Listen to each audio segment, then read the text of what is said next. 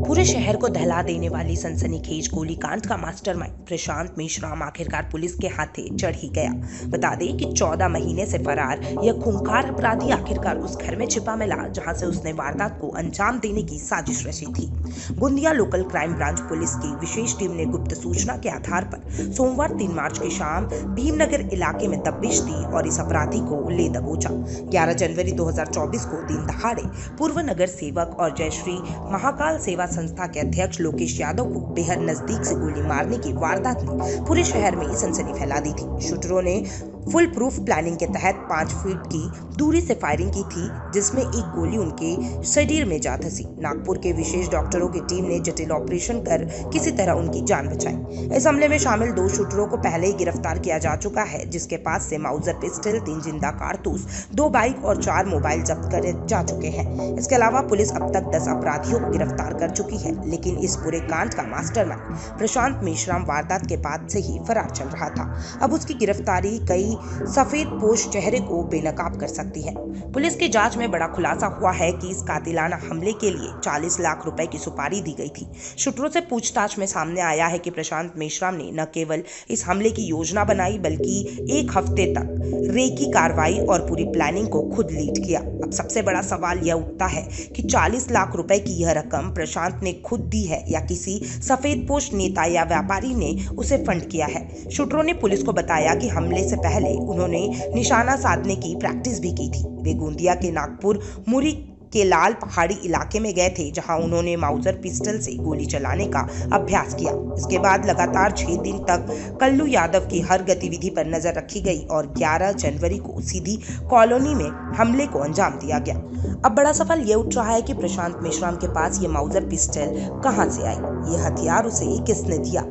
कहीं यह किसी बड़े सफेद पोश का खेल तो नहीं? पुलिस अब प्रशांत की गिरफ्तारी के बाद इन गहरे राजों को खंगालने में जुटी हुई है। सूत्रों के मुताबिक जिस मास्टरमाइंड को पुलिस पूरे शहर में तलाश कर रही थी, वो पिछले 1.5 से 2 महीने से अपने ही घर में छिपा बैठा था। पुलिस से बचने के लिए लगातार ठिकाने बदलने वाला ये अपराधी आखिरकार अपने ही घर में दबोचा गया। अब पुलिस यह भी जांच कर रही है कि आरोपी के परिवार वालों ने जानबूझकर उसे शरण दी थी या वे भी ये साजिश में शामिल थे। कानूनी रूप से हत्या के प्रयास जैसे संगीन अपराध में फरार अपराधी को पनाह देना जुर्म है। ऐसे में पुलिस आरोपी के घर वालों के खिलाफ भी मामला दर्ज करने के लिए तैयार है। प्रशांत मेश्राम की गिरफ्तारी के बाद पुलिस अब उससे पीसीआर से पूछताछ कर रही है। इस हाई प्रोफाइल केस में कई सफेदपोश चेहरे के नाम सामने आ सकते हैं। पुलिस को उम्मीद है कि इस खुलासे के बाद इस कांड में शामिल अन्य बड़े नाम भी बेनकाब होंगे और जल्द ही पुलिस के शिकंजे में होंगे। क्या ये सिर्फ एक अपराधी हमला था? इसके पीछे कई बड़े राजनीतिक आर्थिक खेल छिपा हुआ है। क्या 40 लाख रुपए की यह सुपारी किसी सफेद पोश की गहरी दुश्मनी का नतीजा थी? इन सभी सवालों के जवाब जल्द ही सामने आ सकते हैं। गोंदिया गोलीकांड का सबसे बड़ा खुलासा बस कुछ ही कदम दूर है। मास्टरमाइंड पकड़ा गया है, अब बारी सफेद पोश की है। गोंदिया से न्यूज़ फर्स्ट वरिष्ठ संवाददाता रवि आर्या की रिपोर्ट। हमारा हर शब्द समाज की आवाज, हमारी हर पहल निष्पक्षता का कदम।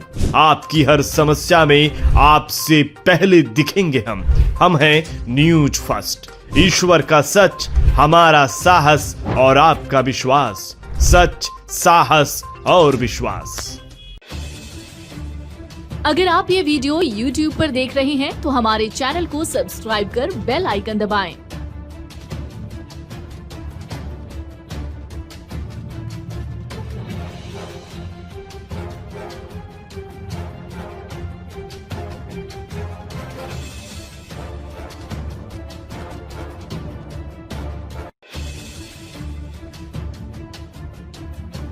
और Facebook पर देख रहे हैं तो हमारे पेज को लाइक करें